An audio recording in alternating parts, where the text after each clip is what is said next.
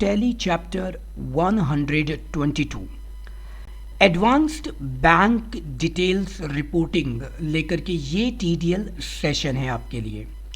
और सेशन की शुरुआत में ही अभी तक मैंने आपसे कभी नहीं कहा कि आप चैनल को सब्सक्राइब करें और वीडियोस को शेयर करें, ठीक है। तो मैं चाहता हूं कि आज का जो सेशन है और आने वाले सेशंस हैं आप उन वीडियोस को शेयर ज़रूर कर दें ताकि ज़्यादा से ज़्यादा लोग इनको देख पाएँ और फिर हम ज़्यादा से ज़्यादा लोगों को अच्छे से एक्सप्लेन कर पाएँ टॉपिक के बारे में। टॉपिक पर सीधे चलते हैं, बैंक अकाउंट डिटेल्स की ओर। तो सबसे पहले आपके पास ऑलरेडी एक बैंक अकाउंट का लेज़र होगा, नहीं है तो आप क्रिएट कर लीजिए। जैसे मैं यहाँ पर एक बैंक अकाउंट क्रिएट करता हूँ, फॉर एग्जांपल एसबीआई। अभी तक तो ये सब कुछ ठीक चल रहा है। जैसे ही मैं यहाँ पर बैंक अकाउंट लेज़र हेड का इस्तेमाल करने वाला हूँ, तो जैसे ही मैं करता हूँ तो नीचे मेरी जो लेज़र की फील्ड है उसमें आपको बदलाव नज़र आने लग जाएगा।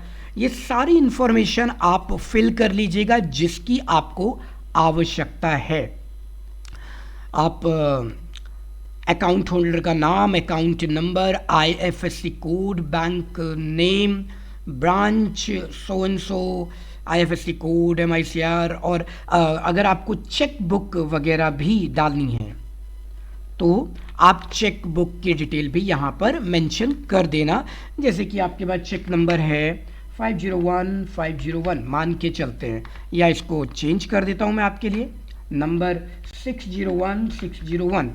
अच्छा, 6 डिजिट से नीचे लेने की अगर आपने कोशिश की तो आपको दिक्कत आएगी, 1 2 3, तो यहाँ पर एरर आ जाएगी। तो आपको 6 डिजिट का नंबर चेकबुक में से चेक नंबर लेना पड़ेगा। और टेक्स्ट मत ले लीजिएगा, अगर आपने शुरुआती टेक्स्ट कर लिया तो भी आपको दिक्कत आएगी, क्योंकि चेक नंबर में तो आपको सिर्फ नंबर ही चाहिए। तो मैंने यहाँ पर 601601 कर दिया है। अच्छा, मेरे पास जो है लास्ट चेक नंबर जो आया वो है 601 एंड 67 कर देते हैं, 700। तो ये ऑटोमेटिक आपको यहाँ पर नंबर ऑफ चेक्स की संख्या 100 रिटर्न कर देगा, ठीक है। इससे आपका क्रॉस चेक हो जाएगा कि आपको कितनी चेकबुक मिली हुई है। चेकबुक नेम आप चाहते हैं तो ले लीजिए, नहीं लेना है कोई बात नहीं, जो भी आप डालना चाहें वो ले सकते हैं। मैं तो यहाँ हाइपोथेटिकल डेटा डालता रहता हूँ, काल्पनिक डेटा, ठीक है। एंड और भी सेटिंग्स के ऑप्शन आप करते रहना, जो भी आपको ठीक लगे आपकी नीड के अकॉर्डिंग। आप मुझसे बेहतर बैंक अकाउंट को ऑपरेट करते हैं, ठीक है। तो मैं तो बैंक अकाउंट ऑपरेट नहीं करता, तो इसलिए मुझे इतनी सारी जानकारी नहीं है। तो फ़िलहाल मैंने अपनी बेस्ट नॉलेज से वो कंटेंट डाल दिए। जब मुझसे कोई पेमेंट के लिए मांगता है तो ये मंगाता है, या आप कह सकते हैं गूगल एडसेंस भी मुझसे मांगता है तो मैं ये इन्फॉर्मेशन प्रोवाइड करा देता हूँ। ये मैंने एक्सेप्ट करा दिया। अब आप कोई भी लेज़र तैयार करते हैं, जैसे मैंने दिया जेके ट्रेडर्स, तो आप कंफ्यूज मत होना कि ये सारी इंफॉर्मेशन सब लेज़र्स में आएगी, नहीं, सिर्फ बैंक अकाउंट में। जैसे ही आप लेज़र हेड बदलते हैं आप जानते हैं कि वहाँ पर चीज़ें बदल जाएगी। हाँ, बैंक अकाउंट का लेज़र ग्रुप होगा तो नेचुरल सी बात है कि बैंक अकाउंट से रिलेटेड डिटेल वो मांगेगा आपसे। अच्छा, यहाँ सॉरी, यहाँ तक हम पहुँच गए और अब हम वाउचर में एंट्री करना चाहते हैं। फॉर एग्जांपल हमने सेल किया किसी को, अब सेल हमने कर दिया यहाँ पर चेक से ही सेल कर देते हैं। एसबीआई के अकाउंट से पेमेंट रिसीव कर रहे हैं तो सेल्स, और अपना वही पुराना फेवरेट टॉपिक लेकर के चलते हैं, मेंटेन। और इसके बाद में मैंने यहाँ पर मेंशन कर दिया है 100 kg at the rate of 80 rupees for example, और इसको एक्सेप्ट करा दिया मैंने। अब यहाँ पर आपका जो चेक नंबर है, आइटम डिटेल आप ऐड करना चाहते हैं तो ऐड कर दीजिए। मैं तो एडवाइस करूँगा कि आप इसको ऐड कर ही दीजिए, ठीक है, उससे बेहतर बेनिफिट आपको मिलेगा। आइटम नंबर जो हमारा है वो है 601601, ठीक है। अच्छा, ये तो हमारे चेकबुक का नंबर है, मैं इसको थोड़ा 1 2 3 4 5 6 कर देता हूँ, क्योंकि ये तो 1 अप्रैल 2021 और बैंक स्पेसिफाइड मैंने वहाँ किया नहीं है, तो स्पेसिफाई कर दीजिए। मैं स्पेसिफाई कर देता हूँ और मैंने यहाँ पर लिख दिया इसको for example Canara bank, right, ये हो गया।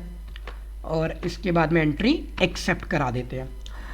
यहाँ तक एंट्री कंप्लीट हुई। अब हम चलते हैं अपने बैंक अकाउंट डिटेल्स की ओर। ये बैंक अकाउंट डिटेल जो है आपकी स्क्रीन पर ये आ गया और ये है आपका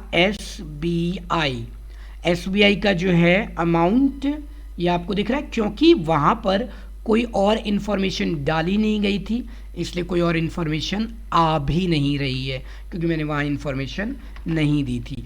तो अकाउंट इन्फो लेजर ऑल्टर जब आपका एसबीआई है यहाँ पर, तो एसबीआई को यूज़ कर लीजिए, ठीक है जी। तो मैंने अकाउंट नंबर दे दिया 1 2 3 4 5 6 फॉर एग्जांपल। आईएफएससी कोड मैंने जो भी मेरी बेस्ट नॉलेज से लगा मैंने वो लिख दिया। और बैंक इसमें बैंक नेम नॉट स्पेसिफाइड कर देते हैं, ब्रांच कर देते हैं दिल्ली की ही, दिल्ली में जो भी ब्रांच एरिया कोड लेकर के होगा। चेकबुक की डिटेल तो मैंने ऑलरेडी यहाँ पर मेंशन की थी, एक बार यस करके क्रॉस चेक कर लेते हैं। नो, यस, सो यहाँ ये है डिटेल और ये ठीक चल रहा है, कोई नहीं। और अब इसके बाद प्रिंटिंग के लिए मुझे नहीं चाहिए आईएफएससी कोड नंबर, तो ये लीजिए जो भी है MIC, सो ये भी ले लीजिए।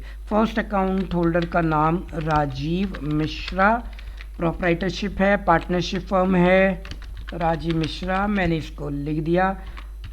टाइम पास के लिए ओनली भी डाल दिया इसमें, ताकि पता चले सिर्फ मेरा है। ओपनिंग बैलेंस यहाँ पर नील, बिल्कुल नए से शुरू किया था। तो बैंक अकाउंट डिटेल में अब हमारे पास डिटेल जो है वो आने लग गई। क्या क्या हमारे पास आ रहा है, ओपनिंग बैलेंस कुछ नहीं है, क्लोजिंग बैलेंस ये हो गया, ठीक है। और यहाँ पर Rajeev Mishra so and so बाकी डिटेल्स आपको स्क्रीन पर दिखाई दे रही है। तो जैसे जैसे आप एंट्री करते जाएंगे वैसे वैसे आपको डिटेल दिखाई देने लग जाएगी, ठीक है।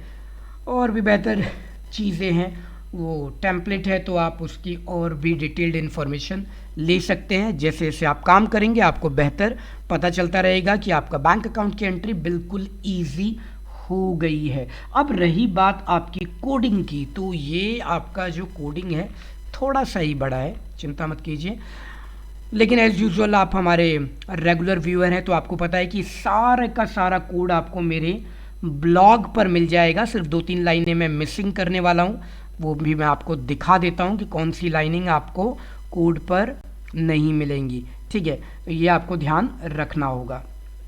रेडीमेड कोड भी है और सिखाया भी गया है कोडिंग के थ्रू।